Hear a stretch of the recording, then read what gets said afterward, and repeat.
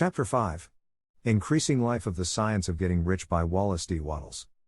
You must get rid of the last vestige of the old idea that there is a deity whose will it is that you should be poor, or whose purposes may be served by keeping you in poverty. The intelligent substance which is all, and in all, and which lives in all and lives in you is a consciously living substance. Being a consciously living substance, it must have the natural and inherent desire of every living intelligence for increase of life. Every living thing must continually seek for the enlargement of its life, because life, in the mere act of living, must increase itself. A seed, dropped into the ground, springs into activity, and in the act of living produces 100 more seeds. Life, by living, multiplies itself. It is forever becoming more. It must do so, if it continues to be at all. Intelligence is under this same necessity for continuous increase. Every thought we think makes it necessary for us to think another thought. Consciousness is continually expanding. Every fact we learn leads us to the learning of another fact. Knowledge is continually increasing. Every talent we cultivate brings to the mind the desire to cultivate another talent. We are subject to the urge of life, seeking expression, whichever drives us on to know more, to do more, and to be more. In order to know more, do more, and be more, we must have more. We must have things to use, for we learn, and do, and become, only by using things. We must get rich, so that we can live more. The desire for riches is simply the capacity for larger life-seeking fulfillment. Every desire is the effort of an unexpressed possibility to come into action. It is power seeking to manifest which causes desire. That which makes you want more money is the same as that which makes the plant grow. It is life, seeking fuller expression. The one living substance must be subject to this inherent law of all life. It is permeated with the desire to live more. That is why it is under the necessity of creating things. The one substance desires to live more in you, hence it wants you to have all the things you can use. It is the desire of God that you should get rich. He wants you to get rich because He can express Himself better through you if you have plenty of things to use in giving Him expression. He can live more in you if you have unlimited command of the means of life. The universe desires you to have everything you want to have. Nature is friendly to your plans. Everything is naturally for you. Make up your mind that this is true.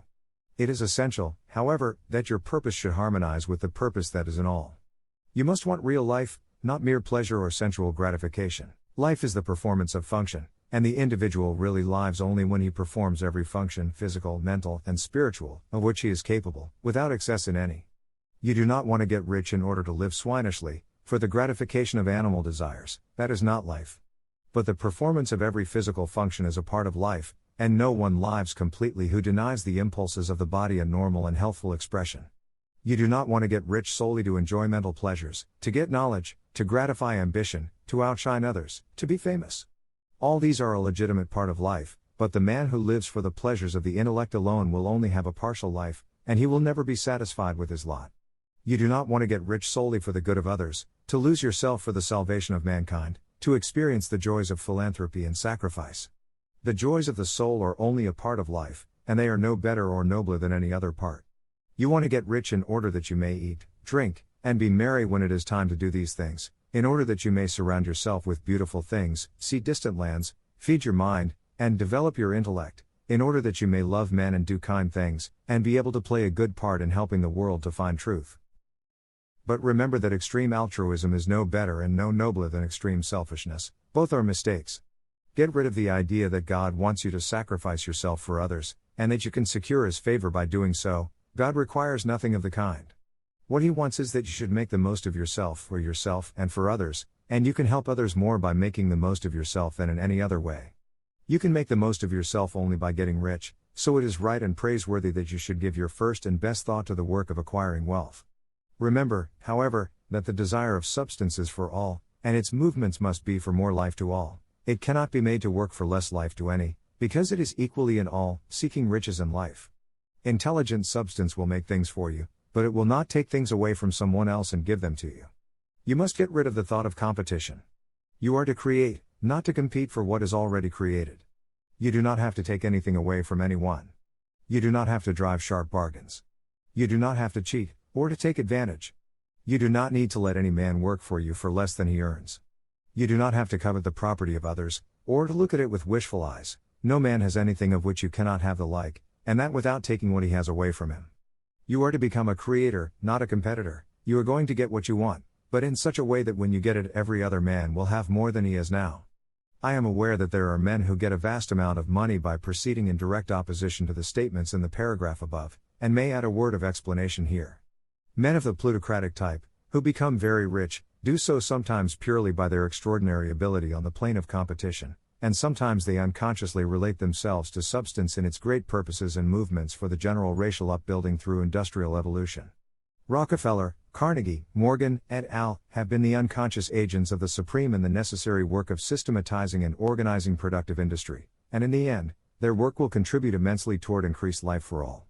Their day is nearly over, they have organized production, and underscore will soon be succeeded by the agents of the multitude, who will organize the machinery of distribution. The multimillionaires are like the monster reptiles of the prehistoric eras, they play a necessary part in the evolutionary process, but the same power which produced them will dispose of them. And it is well to bear in mind that they have never been really rich. A record of the private lives of most of this class will show that they have really been the most abject and wretched of the poor. Riches secured on the competitive plane are never satisfactory and permanent, they are yours today, and another's tomorrow. Remember, if you are to become rich in a scientific and certain way, you must rise entirely out of the competitive thought. You must never think for a moment that the supply is limited. Just as soon as you begin to think that all the money is being cornered and controlled by bankers and others, and that you must exert yourself to get laws passed to stop this process, and so on, in that moment you drop into the competitive mind, and your power to cause creation is gone for the time being, and what is worse, you will probably arrest the creative movements you have already instituted. Know that there are countless millions of dollars worth of gold in the mountains of the earth, not yet brought to light, and know that if there were not, more would be created from thinking substance to supply your needs. Know that the money you need will come, even if it is necessary for 1,000 men to be led to the discovery of new gold mines tomorrow. Never look at the visible supply, look always at the limitless riches in formless substance, and know that they are coming to you as fast as you can receive and use them.